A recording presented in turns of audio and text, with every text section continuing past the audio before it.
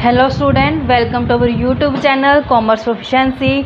आज की क्लास में हम कवर करेंगे चैप्टर डबल एंट्री सिस्टम। अगर अभी तक आपने मेरे चैनल कॉमर्स प्रोफिशिएंसी को सब्सक्राइब नहीं किया, सब्सक्राइब कीजिए ताकि जब भी मैं न्यू वीडियोज़ अपलोड करूं तो सबसे पहले नोटिफिकेशन आपके पास जाए और सबसे पहले वीडियोज़ आप देखें और आपके स्टडी में कंसिस्टेंसी बनी रहे। सबसे पहले मैं आपको इसका मीनिंग बताती हूँ और ओवरव्यू देती हूँ सबसे फर्स्ट, क्योंकि अगर मैं ओवरव्यू दूंगी तो ईजिली आपको कंटेंट समझ में आ जाएगा। देखो, नाम से क्लियर है, double entry system. Double entry मतलब कि यहाँ पे ऐसा मतलब नहीं है कि एक ही एंट्री को दो बार करना है, नहीं। इसका मतलब है कि एक ट्रांजेक्शन का इफेक्ट है जो डेबिट पे भी पड़ता है और क्रेडिट पे भी पड़ता है। तो यहाँ पे दो अकाउंट है जो अफेक्ट करते हैं, उसको बोलते हैं डबल एंट्री सिस्टम। यानी कि एक ट्रांजेक्शन का इफेक्ट दो अकाउंट्स के ऊपर देखने को मिलेगा। एक अकाउंट डेबिट किया जाएगा तो वहीं सेम अमाउंट से दूसरे अकाउंट को हमें क्रेडिट करना पड़ता है। कहते हैं every transactions involving money or money's worth has a to fold aspect. कहते हैं हर एक ट्रांजेक्शन जो मनी और मनी की वर्थ में होती है उसका दो जगह इफेक्ट पड़ते हैं। टू फोल्ड एस्पेक्ट है ये। कहते हैं जो receiving of A value on the one hand and the giving of the same value on the other hand. कहते हैं अगर एक वैल्यू रिसीव हो रही है तो वही सेम वैल्यू है जो गिविंग भी होगी, यानी रिसीविंग और गिविंग दोनों का जो अमाउंट है वो सेम रहेगा। This two fold nature in all transaction must be recorded in the books. कहते हैं जो ये टू फोल्ड नेचर की ट्रांजेक्शन्स होती हैं इनको रिकॉर्ड किया जाता है बुक्स के अंदर। And this gives rise to the term double entry book keeping. तो इसी को क्या बोलते हैं? डबल एंट्री बुक कीपिंग बोला जाता है। ये डेफिनेशन दी गई है मुनरो एंड पाल्मर के हिसाब से। अब मैं आपको बताती हूँ कि जो ये डबल एंट्री सिस्टम है ये दिया किसने था, यानी कि जो फादर कहलाते हैं अकाउंट के वो होते हैं लुका पिक्योली। यानी कि जो बुक दी गई है अकाउंट की ये किसके द्वारा दी गई है? लुका पिक्योली द्वारा दी गई, जिसे फादर ऑफ अकाउंटेंसी बोला जाता है।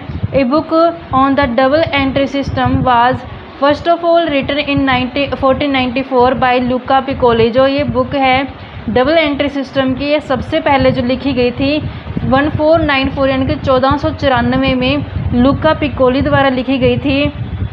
A resident of the city of Venice in Italy. कहते हैं ये जो रेजिडेंट है ये इटली का रहने वाला था। In this book he discuss the method of recording both the aspect of a transaction. इसने अपनी बुक में डिस्कस किया था मेथड रिकॉर्ड करने के हर एक ट्रांजेक्शन को, कि यानी कि दो अफेक्ट, यानी कि दो जगह पे दो अकाउंट्स पे जो अफेक्ट देखने को मिलेगा हमें हर एक ट्रांजेक्शन का। The book become very popular in a very short period due to the characteristics. कहते हैं कि जो ये बुक इसने लिखी थी लुका पिक्योली द्वारा, तो ये बुक बहुत ज़्यादा पॉपुलर रही। शॉर्ट पीरियड में ये बहुत ज़्यादा जो पॉपुलर हो गई थी क्योंकि इसकी जो कैरेक्टरिस्टिक्स हैं उस वजह से जो ये बुक है बहुत ज़्यादा फेमस हो गई। Afterward the book was translate into English. इसके बाद इसी बुक को इंग्लिश के अंदर ट्रांसलेट किया था ह्यूज ओल्ड कैस्टल द्वारा इन 1544 यानी कि 1544 में इसको ह्यूज ओल्ड कास्टल ने इंग्लिश के अंदर है जो ट्रांसलेट कर दिया था।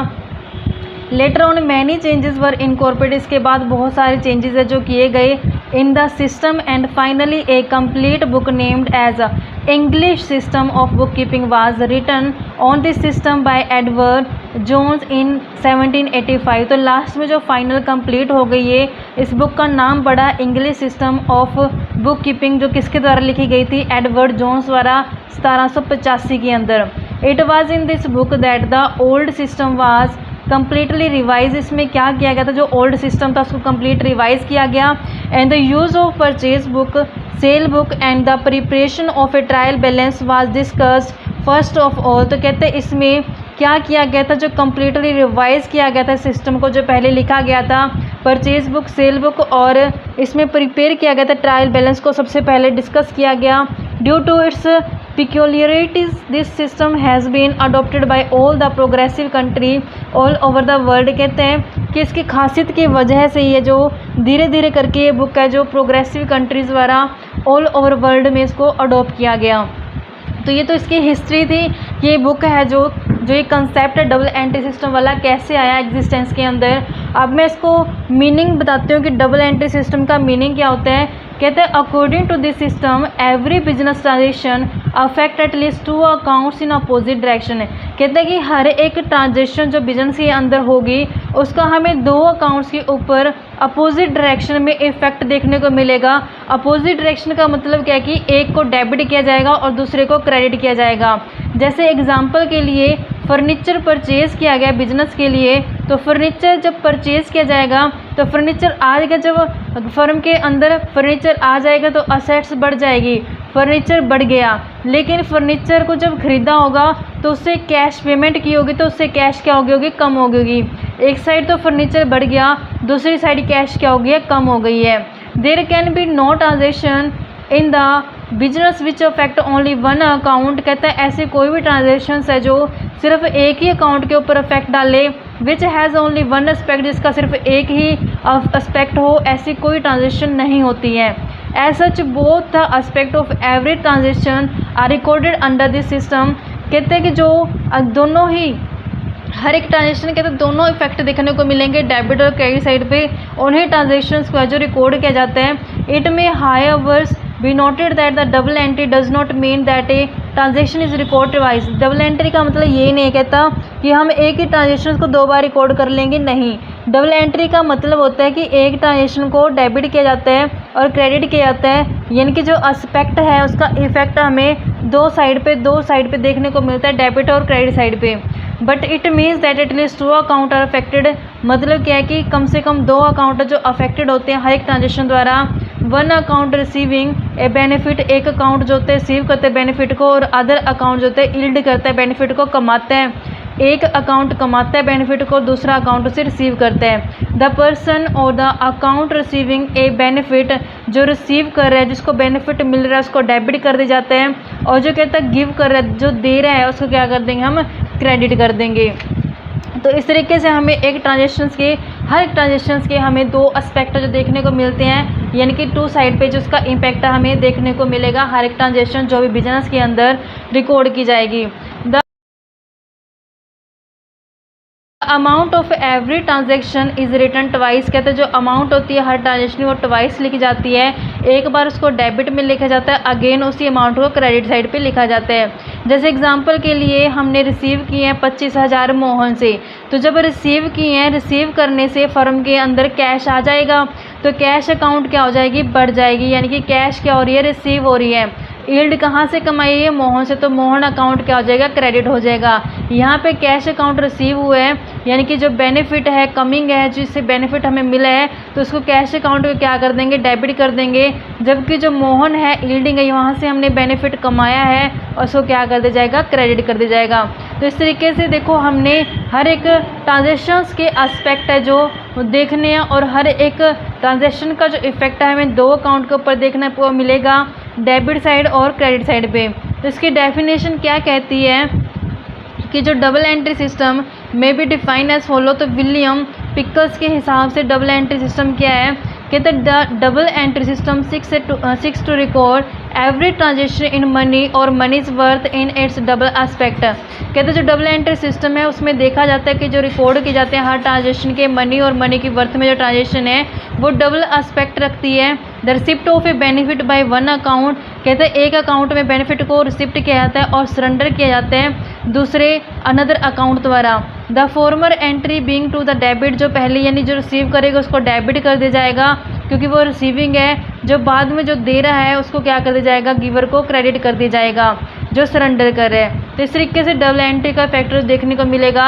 इसकी प्रिंसिपल या कैरेक्टरिस्टिक्स क्या आती हैं डबल एंट्री सिस्टम की, यानी कि जो अब हम डबल एंट्री सिस्टम पढ़ रहे हैं ये क्यों पढ़ें, इसकी कुछ खासियत होनी चाहिए।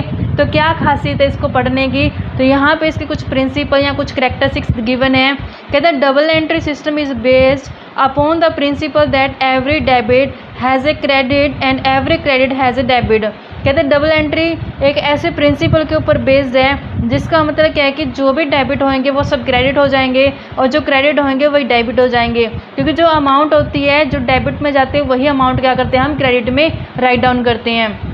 कहते हैं यहाँ पे इसकी कुछ इंपॉर्टेंट फीचर्स दी गई हैं। सबसे पहले आती है every business transaction affects two account, यानी कि हर एक बिजनेस ट्रांजेक्शन का जो अफेक्ट है हमें दो अकाउंट्स के ऊपर देखने को मिलते हैं। Every business transaction has a to fold affect, कहता है हर एक बिजनेस ट्रांजेक्शन का जो अफेक्ट होता है वो टू फोल्ड होते हैं। मतलब कि it affect two accounts simultaneously, यानी कि एक साथ वो दो अकाउंट्स के ऊपर है जो अफेक्ट देखने को मिलेगा जितनी बिजनेस के अंदर ट्रांजेक्शन्स होंगी। One of them is debit, इनमें से एक को डेबिट किया जाएगा और अदर को क्या किया जाएगा, क्रेडिट कर दिया जाएगा। सर्टेन ट्रांजेक्शंस में affect more than two account, कहते हैं कुछ ऐसी भी ट्रांजेक्शन होंगी जिसका अफेक्ट हमें दो से ज़्यादा अकाउंट के ऊपर देखने को मिलेगा। But the amount of the account is to be debit and credit will always be equal, लेकिन जो उसमें बैलेंस होता है डेबिट साइड और क्रेडिट साइड का वो हमेशा क्या करना पड़ता है, हमें इक्वल करना पड़ता है, क्योंकि जो ट्रांजेक्शन होती है वो टू एस्पेक्ट होती है, टू फोल्ड होती है। जितना बैलेंस डेबिट साइड जाता है उतना ही सेम अमाउंट से हमें क्रेडिट करना पड़ता है। नेक्स्ट आती है recording of both personal and impersonal aspect. जब भी हम रिकॉर्ड करते हैं ट्रांजेक्शन्स को, हमें दोनों ही एस्पेक्ट को रिकॉर्ड करके चलना पड़ता है, चाहे वो पर्सनल एस्पेक्ट हो चाहे वो इम्पर्सनल यानी कि नॉन पर्सनल एस्पेक्ट हो। Both personal and impersonal aspect of a transaction are recorded in double entry, कहते हैं कि डबल एंट्री के अंदर दोनों ही एस्पेक्ट चाहे वो पर्सनल हैं चाहे वो इम्पर्सनल हैं रिकॉर्ड किए जाते हैं। It is possible that both the aspect of a transaction may be personal और बोथ में बी इम्पर्सनल और वन में बी पर्सनल एंड अदर में बी इम्पर्सनल। कहते हैं ये पॉसिबिलिटी है यहाँ पे कि जो एस्पेक्ट होते हैं हर ट्रांजेक्शन के, हो सकता है भी दोनों पर्सनल हो जाएं, हो सकता है वो दोनों इम्पर्सनल हो जाएं, हो सकता है उसमें एक पर्सनल और दूसरा इम्पर्सनल हो जाए। तो यहाँ पे रिकॉर्डिंग है जब दोनों ही एस्पेक्ट को किया जाएगा, चाहे वो पर्सनल हो चाहे वो इम्पर्सनल हो। नेक्स्ट आते recording is a made according to certain specified rule. अब यहाँ पे कहते हैं जो रिकॉर्ड की जाती है ट्रांजेक्शन वो किसी न किसी रूल के ऊपर बेस्ड होती है। ऐसा नहीं होता कि हर किसी के मन में जैसे आ रहा है वो उस तरीके से बुक्स ऑफ अकाउंट्स को मेंटेन कर रहा है, ट्रांजेक्शन्स को रिकॉर्ड कर रहा है, ऐसा नहीं होता। जो बुक्स मेंटेन किए जाते हैं ये कुछ ना कुछ रूल्स प्रिंसिपल्स के ऊपर बेस्ड होते हैं, जो मैंने इससे पहले वाली क्लासेस में आपको कवर करा रखे हैं। तो कहते हैं जब रिकॉर्ड की जाती है अकॉर्डिंग टू कुछ ना कुछ स्पेसिफिक रूल्स के बेस पे रिकॉर्डिंग की जाती है transactions. In double entry one account is debit and the other is credit. कहता है इसमें डबल एंट्री में क्या होता है कि एक अकाउंट को डेबिट किया जाता है तो वहीं दूसरे अकाउंट को क्रेडिट किया जाता है। It does not mean that, कहते हैं इसका मतलब ये नहीं है एनी अकाउंट में भी डेबिट की, किसी भी अकाउंट को हम उठा के डेबिट कर दें या किसी भी अकाउंट को उठा के हम क्रेडिट कर दें, ऐसा नहीं होता। इसके भी कुछ रूल्स होते हैं डेबिट करने के और क्रेडिट करने के।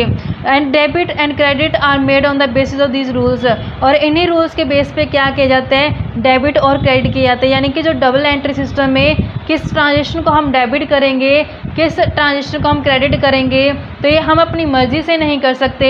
इसको किसको डेबिट करना है किसको क्रेडिट करना है, तो इसके रूल्स होते हैं जो मैं आगे अब करवाऊंगी आपको। नेक्स्ट आता है preparation of trial balance. Trial balance बनाया जाता है, कहते हैं कि since one account is debit and the other is credit, total of all debits always be equal to total of all credits.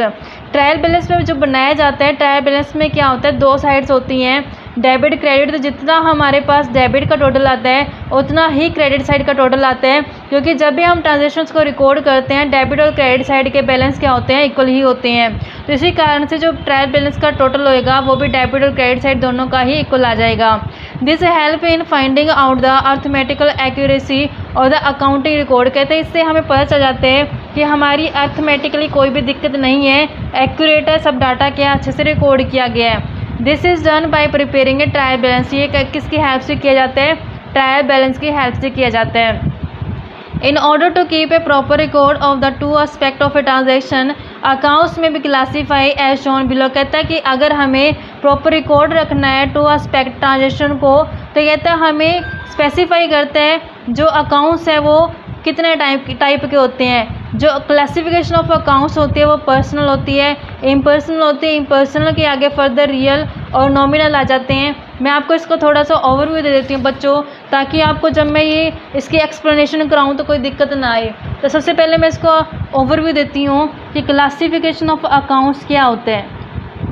जब हम पढ़ते हैं क्लासिफिकेशन ऑफ अकाउंट, यानी कि जो अकाउंट्स की क्लास हैं वो कितने तरीके की होती हैं। जो क्लासिफिकेशन ऑफ अकाउंट्स है इसको मेनली दो क्लासेस में डिवाइड किया गया है कि ये दो टाइप के होते हैं। एक तो हमारे पास आ जाते हैं पर्सनल अकाउंट आती है, और दूसरी आ जाती है हमारे पास इम्पर्सनल अकाउंट। इम्पर्सनल अकाउंट होता है, ये दो टाइप की होती हैं, इसकी क्लासिफिकेशन पर्सनल अकाउंट और इम्पर्सनल अकाउंट। जो पर्सनल अकाउंट होते हैं इसको फर्दर 3 कैटेगरीज में जो डिवाइड कर दिए जाते हैं। इसमें सबसे पहले आ जाते हैं नेचुरल पर्सन, जो हम जैसे लोग होते हैं, नेचुरल पर्सनस आ जाते हैं। दूसरे आते हैं आर्टिफिशियल पर्सन। आर्टिफिशियल पर्सन जिनको ऐसे पर्सन होते हैं जिनको इंसान द्वारा नाम दिए जाते हैं। नेचुरल पर्सन अकाउंट में आ जाएंगे अपने जैसे लोगों के अकाउंट, और आर्टिफिशियल पर्सन अकाउंट में आ जाएंगे ऐसे अकाउंट जिनको इंसानों ने नाम दे करके मतलब डिनोट किया है। उसके बाद आते हैं हमारे पास representative account, representative personal account. इसमें रिप्रेजेंटेटिव में क्या होता है कि ये रिप्रेजेंट करके चलते हैं किसी ना किसी दूसरे अकाउंट को। जैसे आउटस्टैंडिंग सैलरी आउटस्टैंडिंग है, मतलब कि आउटस्टैंडिंग किसको डिनोट करके चल रही है, किसको रिप्रेजेंट करके चल रही है, सैलरी को, कि सैलरी अभी तक पे नहीं की गई है, तो ये रिप्रेजेंट अकाउंट में आ जाते हैं। उसके बाद आते हैं इम्पर्सनल अकाउंट। इम्पर्सनल अकाउंट में हम 2 तरीके के अकाउंट पढ़ेंगे बच्चों। इसमें एक आ जाते हैं रियल अकाउंट आ जाता है, और दूसरा हम पढ़ेंगे नॉमिनल अकाउंट। तो इस तरीके से इसको क्लासिफाई किया गया है कि हमारे पास जो अकाउंट्स होते हैं वो 2 तरीके के क्लासिफाई किए गए हैं। पर्सनल अकाउंट होते हैं और इम्पर्सनल अकाउंट आते हैं। पर्सनल में पर्सन नाम से क्लियर हो रहा है कि ये पर्सन से रिलेटेड होते हैं। इसमें नेचुरल पर्सन आ जाते हैं, जैसे हम जैसे लोग जिनका बर्थ जो होता है बाय नेचर होता है। नेक्स्ट आते हैं आर्टिफिशियल का मतलब होता है कि जिनको ऐसे मतलब पर्सन्स अकाउंट जिनको इंसानों ने नाम दिया जाता है, जैसे बैंक्स हो गए, स्कूल्स हो गए, तो ये इंसानों द्वारा नाम दिया गया इनको, तो वो आ जाते हैं आर्टिफिशियल पर्सनल अकाउंट में। नेक्स्ट हमारे पास आ जाते हैं रिप्रेजेंटेटिव पर्सनल अकाउंट। ये ऐसे अकाउंट्स होते हैं जो रिप्रेजेंट करके चलते हैं किसी दूसरे अकाउंट को। जैसे आउटस्टैंडिंग सैलरी रिप्रेजेंट करके चलती है सैलरी को कि सैलरी अभी तक पे नहीं की गई। प्रीपेड इंश्योरेंस रिप्रेजेंट करता है इंश्योरेंस को कि इंश्योरेंस पहले से प्री पे कर दिया गया है, तो वो रिप्रेजेंटेटिव अकाउंट्स में आ जाते हैं। इम्पर्सनल अकाउंट आ जाते हैं, इसमें वो आते हैं अकाउंट जो पर्सन से रिलेटेड नहीं होते हैं। जैसे रियल अकाउंट, रियल में क्या होता है, रियल नाम से क्लियर हो रहा है कि जिसको हम देख सकते हैं और छू सकते हैं। रियल में वो है जिनको रियलिटी में एग्जिस्टेंस मिला हुआ है, जैसे बिल्डिंग हम देख सकते हैं, छू सकते हैं, मशीनरी, ऐसे हमारे पास बहुत सारे एग्जांपल्स आ जाते हैं। इसकी एक्सप्लेनेशन करते समय आपको बताऊंगी। नॉमिनल अकाउंट क्या होता है, जस्ट इसको नॉमिनल अकाउंट को बना दिया गया है क्योंकि कुछ ऐसी ट्रांजैक्शंस होती है बिजनेस के अंदर जिनको यहाँ कोई जगह नहीं मिलती, तो उसको नॉमिनल अकाउंट के अंदर रख दिया जाता है। इसमें क्या होता है कि जितने भी लॉसेस होते हैं, एक्सपेंडिचर्स होते हैं, जितने भी इनकम्स होते हैं, गेंस होती हैं, उनको नॉमिनल अकाउंट के अंदर है जो दिखा दिए जाते हैं। अब हर एक अकाउंट का अपना एक रूल होता है, तो पहले मैं आपको इससे एक्सप्लेनेशन बता देती हूँ, कहीं आपको ऐसा ना लगे कि मैंने कुछ और ही आपको करा दिया, तो इसलिए मैं आपको एक्सप्लेनेशन के साथ साथ इसको शो करती जाऊंगी कि आपकी क्लैरिटी है जो साथ के साथ बनी रहे। मैंने आपको ये बताया बच्चों यहाँ पे कि क्लासिफिकेशन ऑफ अकाउंट में पर्सनल आता है, इम्पर्सनल आता है। अब सबसे पहले मैं आपको इसके एक्सप्लेनेशन में पर्सनल अकाउंट है क्या होता है वो एक्सप्लेन करती हूँ।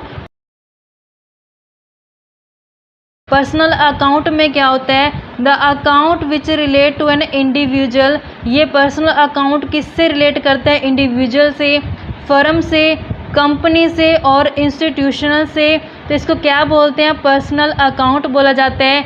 जैसे एग्जांपल के लिए मोहन का अकाउंट हो गया, account of Ramchandra, Krishna Chandra, account of DCM limited, account of Delhi university, bank account, capital account of proprietor, drawing account of proprietor. ये सभी एग्जाम्पल किस चीज़ के, पर्सनल अकाउंट के। अब इसमें रूल क्या होता है बच्चों, पर्सन्स है, यहाँ पे पर्सन से रिगार्डिंग जितने ट्रांजेक्शन्स होंगे वो सभी पर्सनल अकाउंट के अंदर पोस्ट करेंगे। लेकिन कैसे करेंगे, इसका भी एक रूल हमें फॉलो करना पड़ता है। Rule for recording a transaction in personal account in a simple word is a debit the receiver and credit the giver. यानी कि जो पर्सन रिसीव करेगा उसको डेबिट कर दिया जाएगा और जो गिवर होगा, देने वाला होगा, उसको क्या कर दिया जाएगा, क्रेडिट कर दिया जाएगा। In other word debit that person account, यानी उस पर्सन के अकाउंट को डेबिट करेंगे जो कुछ भी रिसीव करेगा, किससे, बिजनेस से, और क्रेडिट कर दिया जाएगा उस पर्सन के अकाउंट को जो गिवर होगा, देने वाला होगा। जैसे एग्जांपल के लिए पेड 20,000 टू हरी, यहाँ पे हरी को पेमेंट की गई है तो हरी क्या कर रहे हैं, रिसीव कर रहे हैं। जब पेमेंट की जाती है, पेमेंट करने से कैश चला जाता है, कैश चला जाता है, जो चीज़ जाती है उसको क्रेडिट में दिखाया जाता है।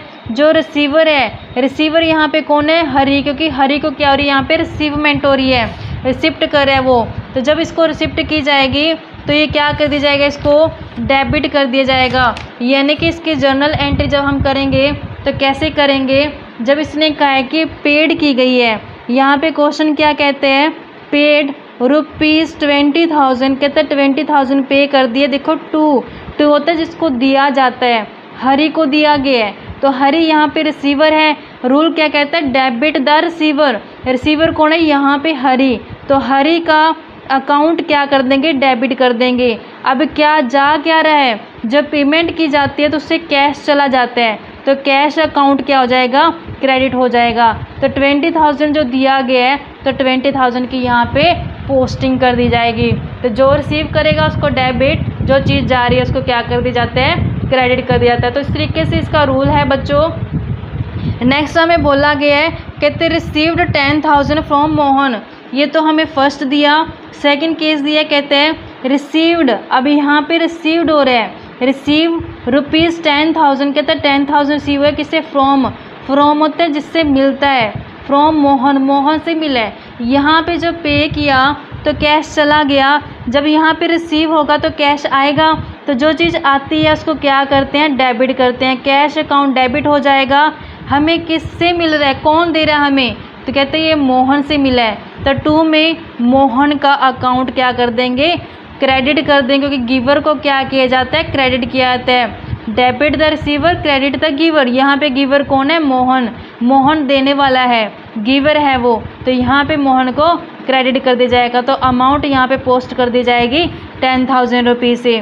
कहते हैं जो इसका ऑब्जेक्ट क्या होता है, यानी कि जो ऐसा किया जाता है इसका करने का उद्देश्य क्या है, ऑब्जेक्ट क्या है। कहते हैं ऑब्जेक्ट में, object of preparing a personal account is to ascertain as to how much amount a personal account owes to the business, that is how much amount is due to be receive from him and how much amount is owed to personal account from the business, that is how much amount is payable to him. कहते हैं जो ये personal account बनाने का उद्देश्य होता है, ये जानना होता है, इसका उद्देश्य है कि कितना अमाउंट है जो देना बनता है, कितना अमाउंट है जो लेना बनता है, यानी कि कितना बिजनेस ने बाहर देना है, कितना बिजनेस ने बाहर से लेना है। तो उसलिए अकाउंट है जो पर्सनल अकाउंट को प्रिपेयर किया जाता है। अब इसके क्लासिफिकेशन में हम पढ़ते हैं कि जो पर्सनल अकाउंट होता है ये भी फर्दर 3 तरीके का होता है क्लासिफिकेशन के हिसाब से। नेचुरल पर्सनल अकाउंट आ जाते हैं, आर्टिफिशियल पर्सनल अकाउंट आ जाते हैं, रिप्रेजेंटेटिव पर्सनल अकाउंट आ जाते हैं। नेचुरल पर्सनल में आ जाते हैं जैसे हम जैसे इंसान जिनका बर्थ बाय नेचर होता है, तो सभी के सभी इंसान कवर किए जाएंगे नेचुरल पर्सनल अकाउंट के अंदर। कहते हैं account of natural person means the account of human being. इसमें किसके अकाउंट आएंगे, ह्यूमन बीइंग के।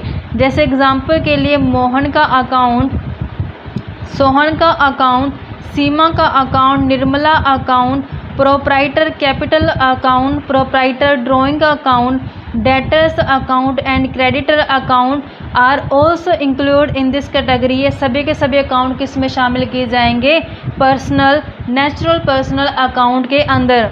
दूसरा आता है आर्टिफिशियल पर्सनल अकाउंट।